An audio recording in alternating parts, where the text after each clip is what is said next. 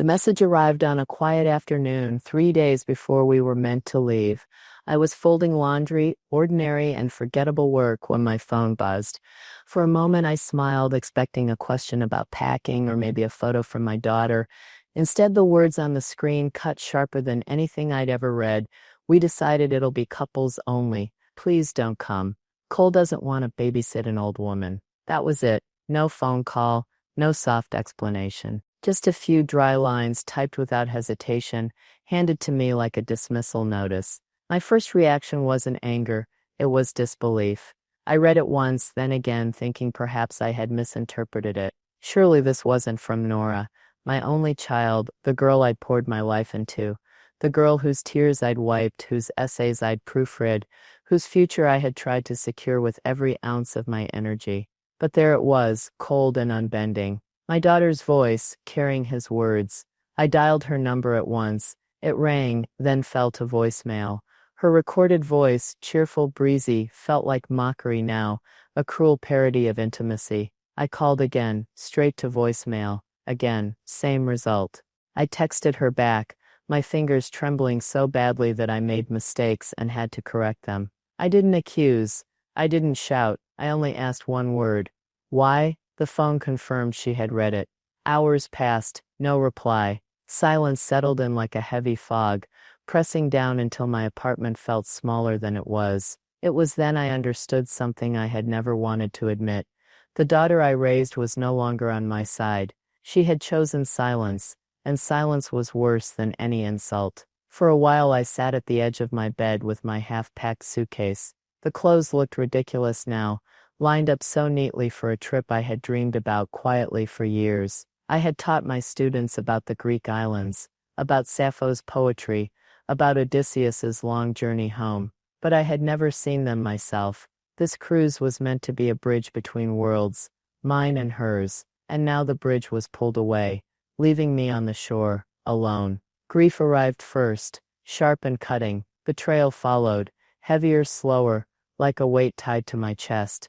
But as night fell, and the hours stretched into silence, something else emerged, something quieter and more enduring. It was clarity. I realized I had been trying to hold together a structure that was already rotting.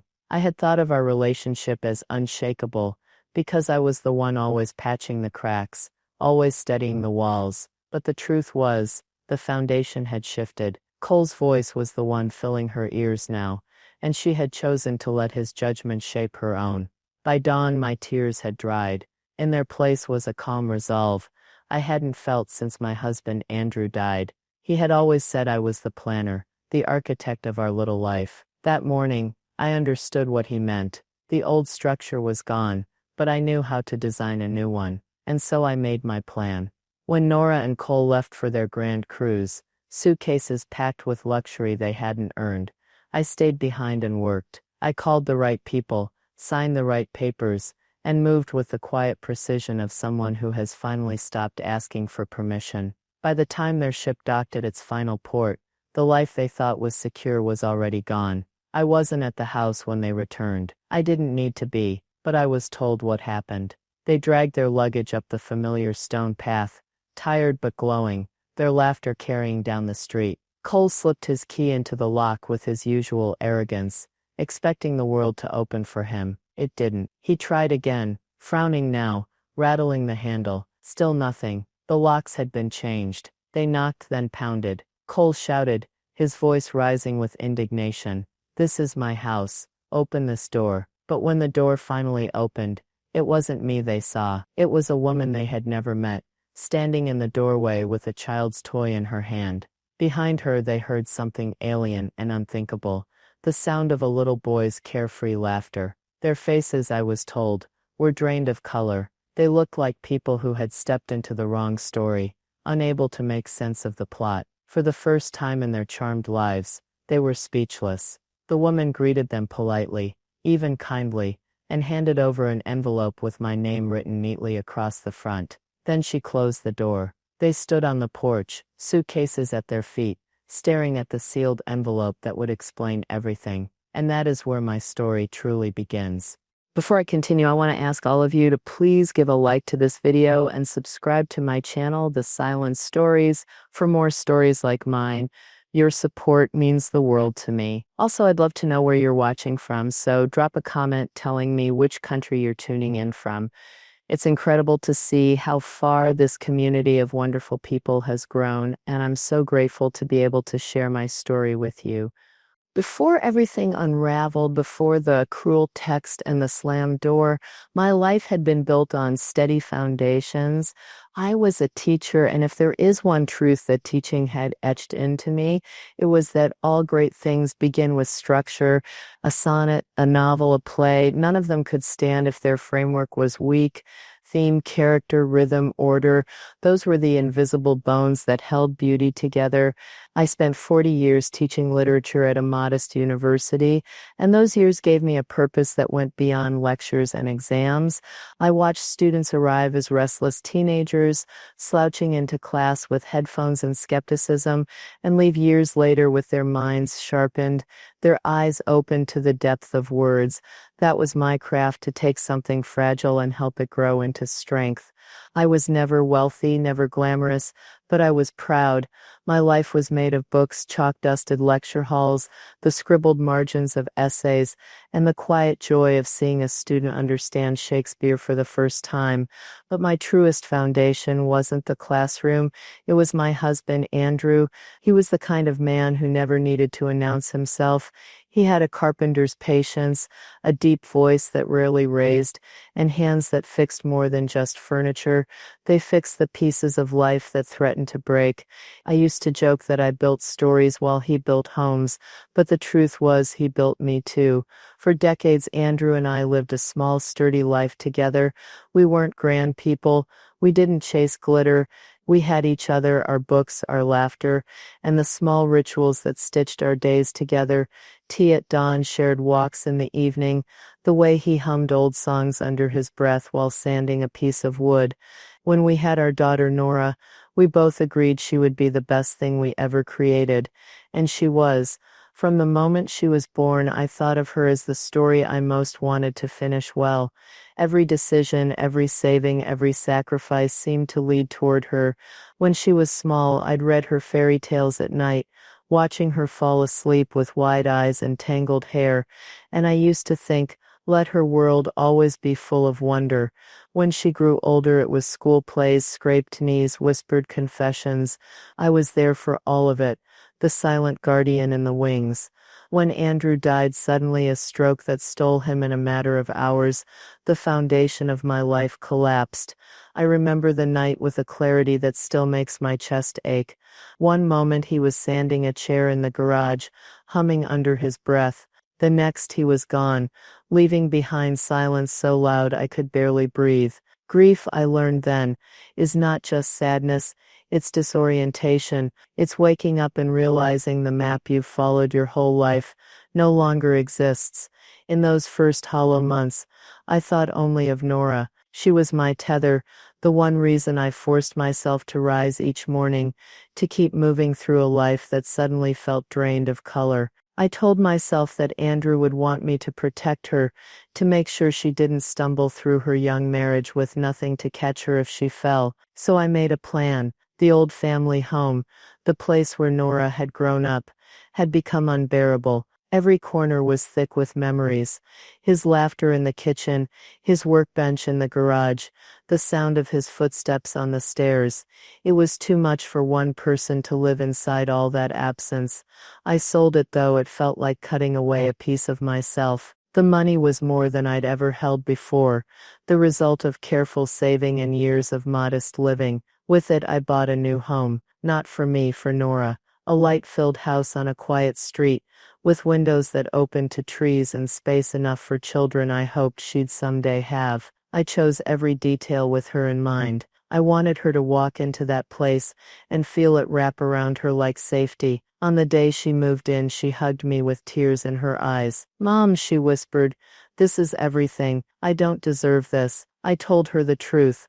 Nothing is too much for you, but I did one thing she didn't know. I kept the deed in my name. It wasn't mistrust.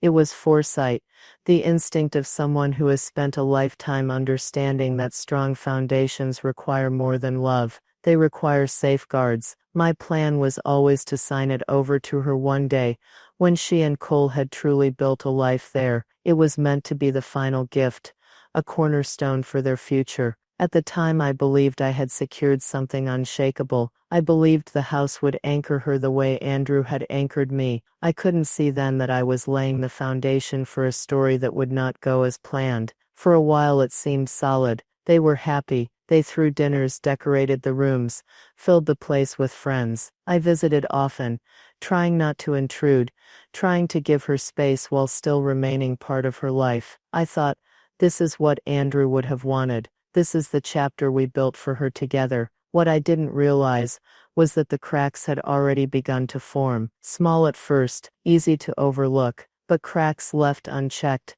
have a way of widening until they split the whole structure apart, and those cracks had a name. Cole. I remember the day I gave Nora the keys as if it were yesterday. The boxes had just been unloaded, the movers still carrying furniture inside. When I pressed the little brass key into her palm, she looked at me with wide, tearful eyes, and for a moment she was my little girl again, 7 years old, hair tangled from sleep, clutching a book too big for her lap. "Mom, this is too much," she whispered. I shook my head. "No, sweetheart, it's just enough. This is your foundation now. Build your life here." She hugged me so tightly I felt my ribs ache, and in her arms I believed I had done the right thing. I could almost feel Andrew's presence there with us, steady and approving. He had always said, "Take care of her, no matter what." That day I believed I had kept that promise. The house itself was simple but full of light, high ceilings, wooden floors, windows that opened to trees and sky. A kitchen big enough for Sunday dinners, a yard wide enough for children's laughter. I had picked it because it wasn't just shelter, it was possibility. It was a place where stories could be written, where love could take root and grow. For the first months, that's what it seemed to be. Nora and Cole moved in, arranging furniture, planting flowers in the garden, hosting friends for dinners. I would visit and sit at the table while she bustled around the kitchen, her cheeks pink with pride. She was happy, and I clung to that happiness as though it were mine too. But slowly, almost imperceptibly, the air began to change. It began with small remarks, the kind you almost convince yourself you imagined. Cole would run his hand along the mantel where I had placed framed prints, landscapes by local artists, simple, thoughtful pieces Nora had once admired with me. "Quaint," he said once, not looking at me but at Nora, his lips curling into a smile that wasn't kind. "We'll upgrade to something real when my next bonus comes through." The prints weren't his to replace. They weren't even Nora's, not yet. They were mine and my house given freely to them. But in that moment I saw how he regarded everything. Temporary, disposable, a placeholder until his version of better could arrive. I laughed politely, brushed it off. But the comment stuck with me. Another evening, at a dinner with his colleagues, he brought up my teaching career. I had always spoken of it with quiet pride. 40 years spent guiding young minds, walking them through Shakespeare, Milton, Dickinson. To me it had been a life rich with meaning. To Cole it was fodder for mockery. "She spent her whole life reading books," he said loudly, as though it were a joke everyone ought to enjoy. "Can you imagine? What's the return on a Shakespearean sonnet?" The table erupted in laughter. I sat there smiling faintly, my face calm though inside. I felt the sting. I looked at Nora, hoping for some flicker of defense, a small word to remind him that respect mattered. Instead she smiled weakly, eyes darting down to her plate. She wanted peace more than truth. She always had. That was when I began to see the shape of things. Cole carried himself like a man who had always gotten what he wanted. Handsome, charming, endlessly polished, but underneath was something harder. A hunger that could never be satisfied.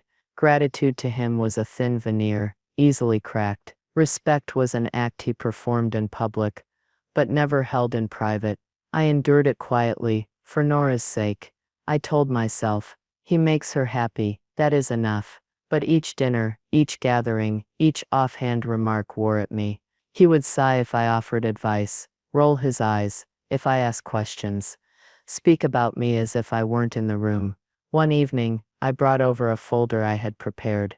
It was full of articles about the Greek islands, their history, their poetry, small family-run restaurants tucked away from tourist crowds.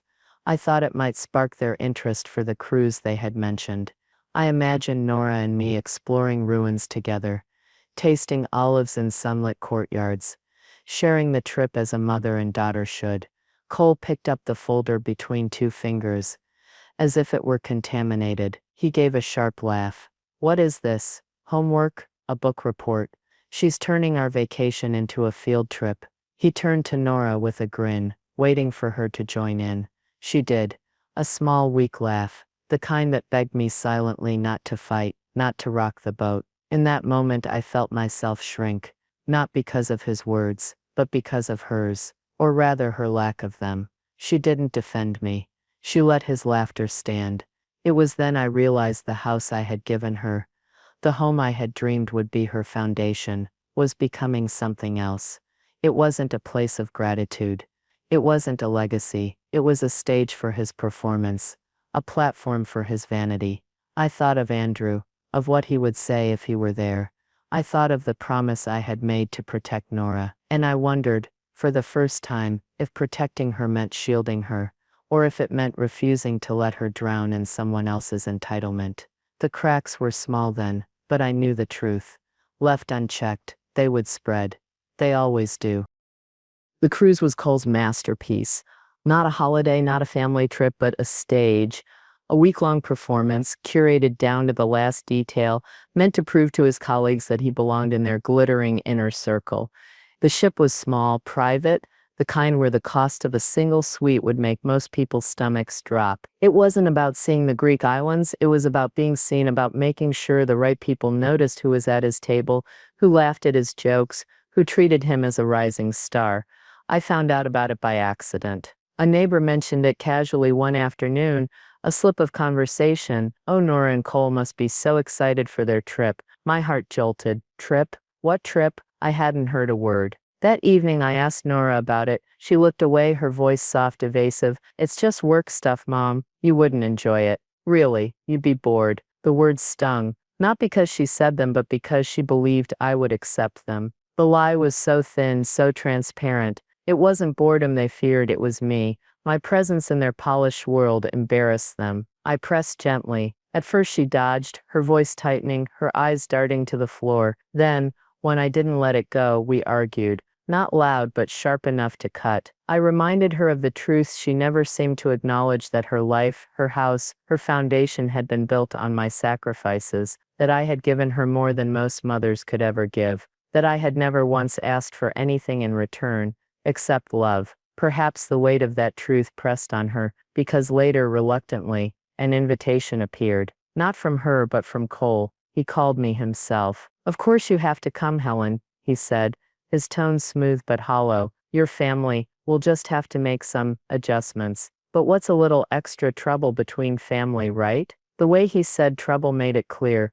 My presence was not a gift, not a welcome. It was a burden he was willing to endure for appearances. He spoke as though he were granting me charity, a seat at his table out of sheer generosity. It was humiliation disguised as kindness. In the weeks before the trip, his disdain grew bolder. He dropped comments like pebbles into water, each one creating ripples that spread and lingered. If I offered advice about packing, he sighed theatrically. If I spoke of the island's history, he rolled his eyes, mocking me behind my back, but loud enough for me to hear. One evening, I overheard him in the living room, his voice low but heavy with contempt. It's supposed to be romantic, Tiff. Us are friends, not a family reunion. I feel like we're dragging baggage along. Baggage. That word. Not mother, not guest, baggage. I stood in the doorway, unseen, my heart pounding with a cold, steady ache. I looked at Nora, waiting for her to say something, anything, a defense, a protest,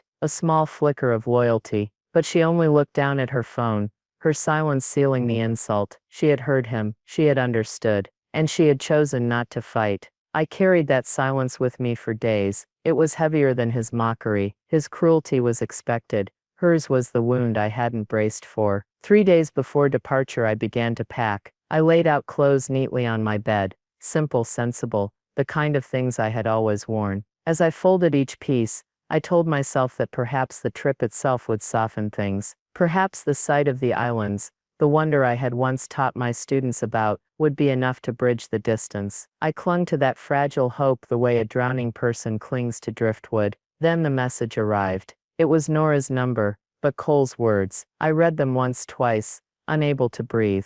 We decided it'll be couples only. Please don't come. Cole doesn't want to babysit an old woman. I dropped into the chair by my bed, the half-packed suitcase glaring at me like a cruel joke. I dialed her number immediately, straight to voicemail. I dialed again, and again, always voicemail. Finally I sent a message, just one word. Why? The screen told me she read it. And then silence. I waited, my chest tight, my hands trembling. I waited for minutes, hours, nothing. Her silence was louder than words could ever be. Her silence was her choice. That night, grief swallowed me whole. I sat in the dark until my eyes ached, until the room felt like it was pressing in on me. I thought of Andrew. I thought of his steady hands, the way he would have shielded me from this pain if he were still here. I thought of the years I had given, the love, the home, the sacrifices, and now this. But grief, as I would learn, has an edge. It cuts, but it also clears. By the time the first light of dawn broke through my window, something inside me had shifted. The mother who had always swallowed her pride for her daughter's sake was gone. In her place was someone sharper, steadier, colder. I wasn't going to fight for a place at their table anymore. I wasn't going to beg for scraps of respect. If they wanted me gone from their perfect glittering world, I would grant their wish, but I would not leave empty-handed. I would take the foundation with me. The night after the text, I barely moved. I sat in the same chair by my half-packed suitcase, staring at clothes that now looked absurd, like props for a play I'd been cut from at the last moment. My phone lay silent on the bed beside me, its little screen a blank wall. She had read my message. She had seen my single word, why, and she had chosen not to answer. That silence echoed louder than any rejection. For hours, I wept, not loud, not dramatic, just a steady leaking of sorrow I couldn't contain. The kind of tears that leave your body heavy, your bones aching, your chest hollowed out. I thought of Andrew, of how he would have sat beside me, taken my hand, reminded me of my worth. He was the one who always steadied me, who always knew how to build again when something broke. Without him, the silence pressed in harder.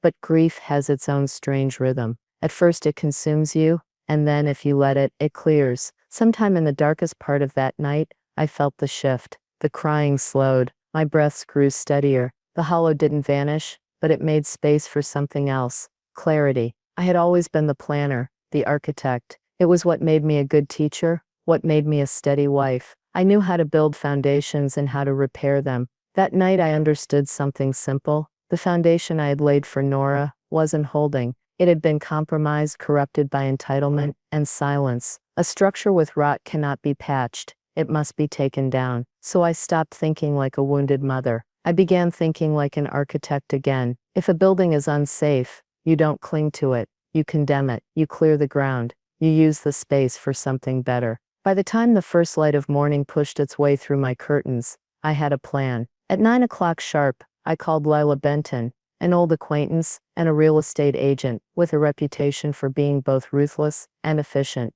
We hadn't spoken in years, but she answered on the second ring, her voice brisk and eager. "Clara, what a surprise. What can I do for you?" "I need to sell a property," I said, my voice calm, almost businesslike. "Quickly, cash only. I want it closed before the week is out." There was a pause, a beat of surprise. She knew the property. Everyone in our circle did. "That's Nora's house, isn't it?" she asked carefully. "It's my house," I corrected, my tone flat. "The deed is in my name, and I want it liquidated." The word liquidated hung there, cold and deliberate. It was the language of business, not of family. She understood immediately. Any hesitation, she had vanished, replaced by sharp professional interest. "Consider it done," she said. "I'll send over the listing papers today. I already have a buyer in mind." The first piece of the plan was set, but I wasn't finished. The thought of simply selling the house, taking the money, and walking away left me cold. It would make me no better than Cole, measuring everything in terms of cash and status. I didn't want profit. I wanted justice, transformation. I wanted the house to mean something again, not a monument to entitlement, but a sanctuary for someone who truly needed it. So I opened an old file from my desk. Years ago, I had mentored a brilliant student named Amani Reed. She had grown into a doctor, and not just any doctor. She had founded a nonprofit that gave housing to families with sick children, families who had nowhere to go while their lives fell apart. I had followed her career from a distance, proud in a quiet, motherly way. If anyone understood the value of a safe foundation, it was Amani. I dialed her number. "Dr. Reed," I said when she answered. There was a silence, then a warm gasp. "Mrs. Hart, is that really you?" Her voice cracked with joy, and for the first time that day, I felt something soften in my chest. We caught up briefly, laughter and warmth, filling the space where grief had been. Then I told her what I wanted. "I have a house," I said. "I want it donated, free and clear. Find a family who needs it and give it to them. Quietly, no one needs to know it came from me." Her voice broke. "That would change everything for someone, Clara. It would be a miracle." "No," I said gently. "It's just a change of plan." When we hung up, I felt a strange calm settle over me. The storm inside me hadn't vanished, but it had been redirected. The house was no longer a wound. It was a tool, a piece of architecture I could repurpose, rebuild, redeem. That day I moved with a quiet efficiency that surprised even me. Papers were signed, funds moved, a trust established. The house, once the stage for Cole's vanity, was already being stripped of his illusions and repainted with purpose. Meanwhile, Nora and Cole were at sea, sipping champagne under the Mediterranean sun, posting smiles for people who would never know the truth. They thought they had succeeded in banishing me, cutting me away like dead weight. What they didn't realize was that by asking me to disappear, they had freed me to act. And when they returned, the foundation they had taken for granted would no longer be theirs to stand on. That night, as I closed my eyes, I felt something I hadn't in months. Peace. Not happiness, not joy, just a steady, quiet peace. The kind that comes when you finally stop trying to repair what was never meant to last. The days that followed were a masterclass in precision. While Nora and Cole posed on a deck with glasses of champagne while the sun gilded their selfies and their laughter carried across salt air, I was here laying new foundations. Lila, true to her reputation, wasted no time. Within hours, she had arranged a private showing for a buyer she'd been courting for months, a young entrepreneur with money to spend and no patience for red tape. The offer came quickly, clean, and in cash. The house was desirable, the market eager. It was everything Cole had boasted about, though it never truly belonged to him. Now it would leave his grasp without him even knowing. I signed the papers quietly, my pen steady. The house that had once been my gift was now a transaction, a line of ink severing it from me, from Nora, from the entitlement that had infected it. The money appeared in the account 2 days later, an abstract number that felt less like wealth and more like release. But I had no intention of keeping it. I transferred the sum into the trust I had created, then called Dr. Reed. Her voice trembled when I told her the funds were secure, the property ready. "Clara," she whispered, "do you know what this means? There's a family waiting right now. They've been living in a temporary shelter for nearly a year. Their little boy is fighting leukemia. They've lost everything to his illness. And now they'll have a home." Her words struck me deep. For the first time since Andrew's death, I felt something close to hope, not for myself but for someone else. The house that had become a stage for vanity would now be a sanctuary for healing. It would hold laughter again, not the brittle laughter of social climbing, but the kind that rises pure and unguarded from a child's throat. I didn't attend when Dr. Reed handed them the keys, but later she told me about it, and her voice carried the kind of joy you can feel through a phone line. The mother's name was Elena. She was young, worn thin by years of hospital corridors and endless bills. Her son, Mateo, was 7, small for his age, but radiant with survival. He was in remission now, but the fight had stripped them of everything. When Dr. Reed pulled up to the house, Elena had stared at it with wide, disbelieving eyes. "This can't be for us," she whispered. Dr. Reed smiled and placed the keys in her hand. "It is. It's yours. Free and clear. Elena wept quietly, clutching the keys as though they might vanish if she loosened her grip. Matteo, on the other hand, wasted no time. He ran through the yard, his laughter ringing out, and pointed at the old oak tree in the corner. "That's where the swing goes," he shouted, already planning, already building dreams. When Dr. Reed told me this later, I closed my eyes and pictured it.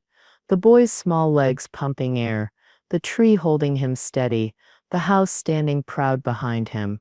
That was what I had wanted all along, a foundation that carried love, not entitlement. Meanwhile, across the sea, Nora and Cole had no idea.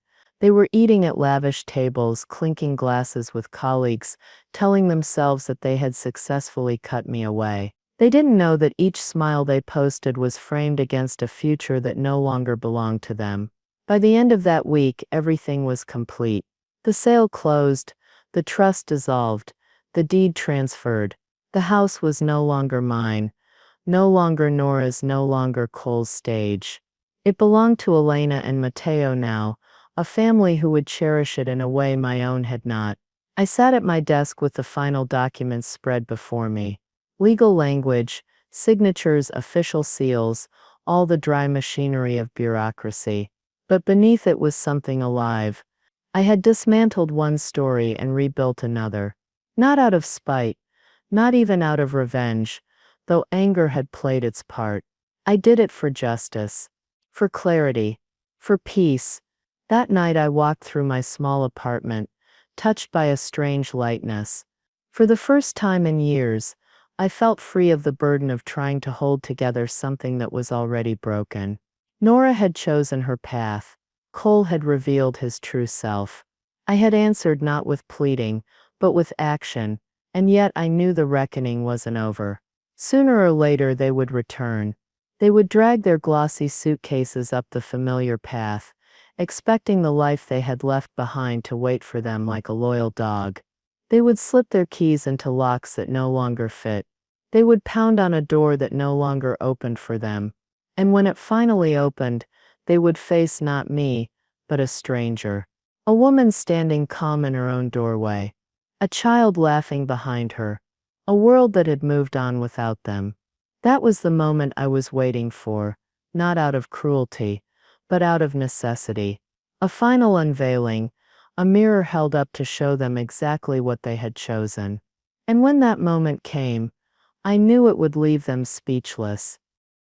The day they came back was bright, the kind of afternoon where the sun feels like gold poured over the streets. I wasn't there to see it, but I didn't need to be. Reed told me later, her words careful, almost reverent, as though she knew she was describing the exact moment when my story bent toward justice. Nora and Cole arrived with their luggage rattling behind them, shoulders loose, with the easy confidence of people who believe the world still belongs to them. They were bronzed from the sun, their smiles wide, their bags stuffed with trinkets, bought at ports they'd barely explored.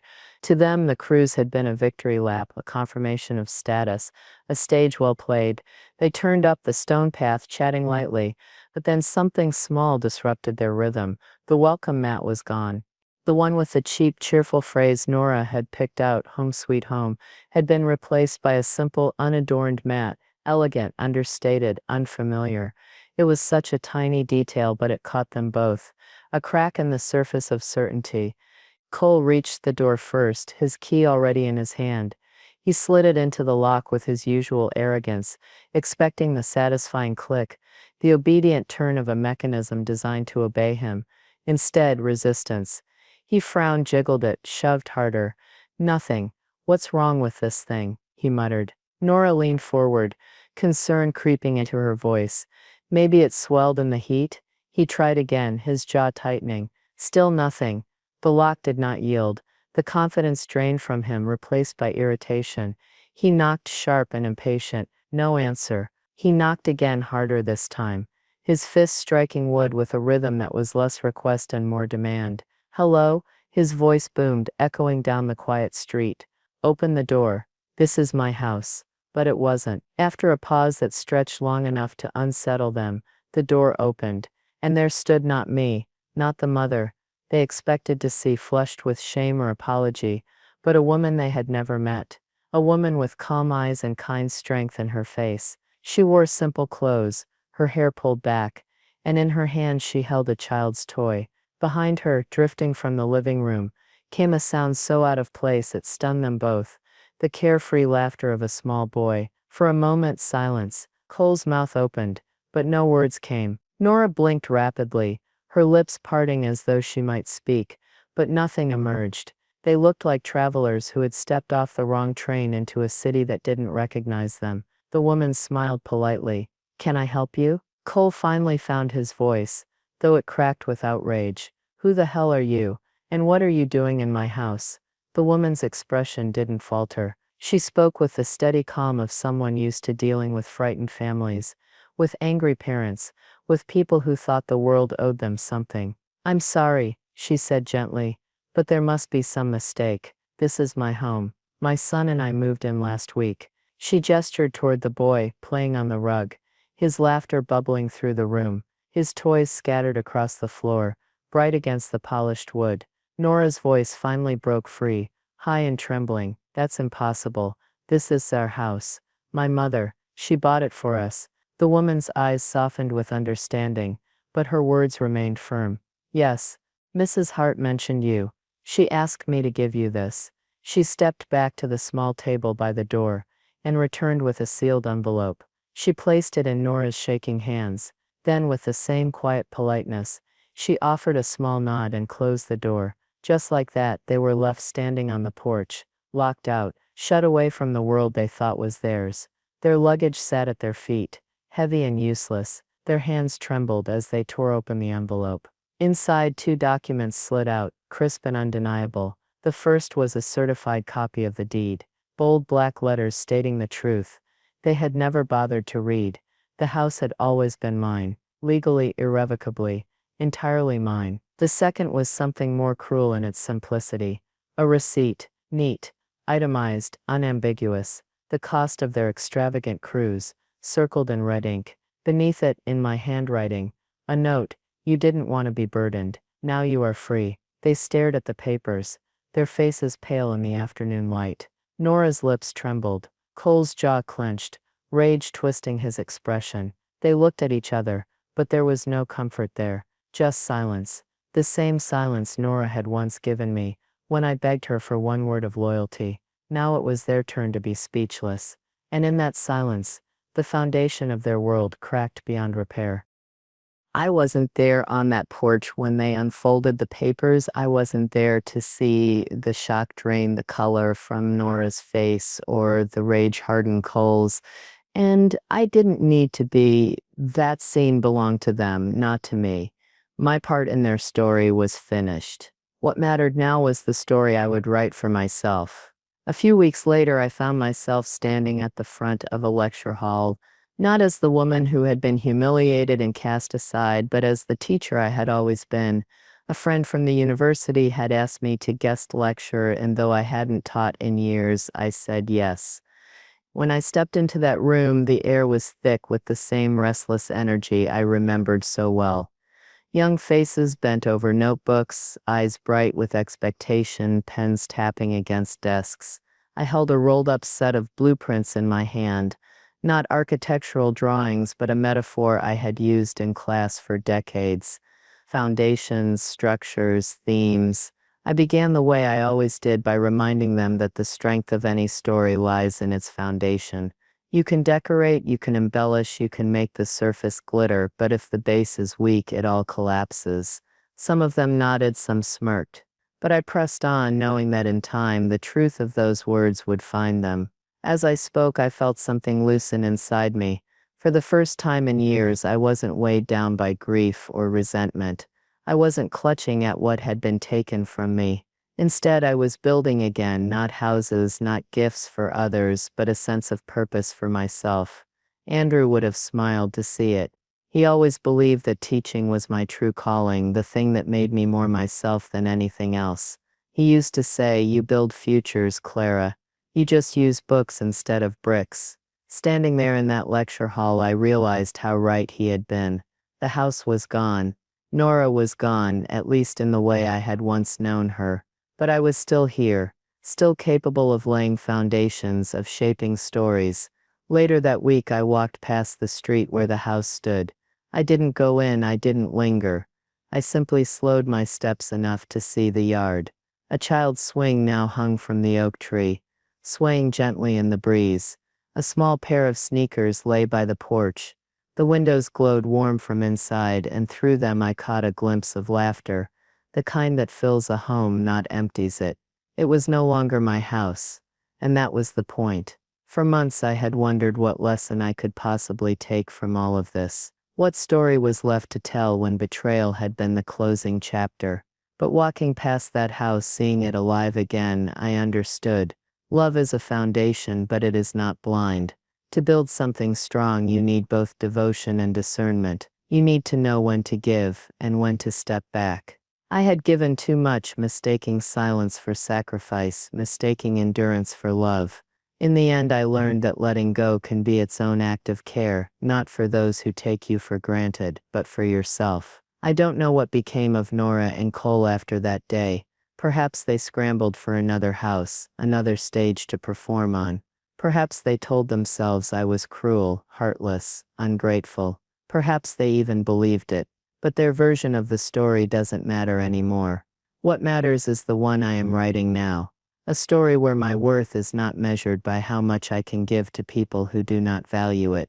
A story where the foundation I lay is steady because it is mine.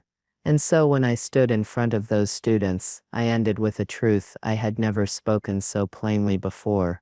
Foundations, I told them, are not just for buildings or books. They are for people too. You must choose carefully where you lay yours, and who you allow to build on them. If you give your foundation to those who only want to stand taller at your expense, it will crumble. But if you place it where it is respected, where it is cherished, it will last a lifetime. The room was silent for a moment, then pens scratched, eyes lifted, nods followed. They understood, or at least they wanted to. And that was enough. As I left the hall, a strange lightness filled me.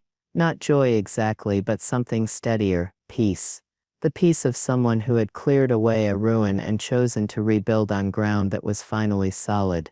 And so my story ends here, not on a porch with anger and silence, but in a classroom, with hope and clarity. I had lost much, but in the losing I had found myself again. If you're listening now, perhaps you've lost something too, a relationship, a trust, a part of yourself you thought was unshakable. If so, hear me, the collapse of one foundation does not mean the end of your story, it means the chance to build again. Thank you for listening. If this touched you, share your story in the comments. Tell me where you're listening from. And remember, build only where the ground is solid.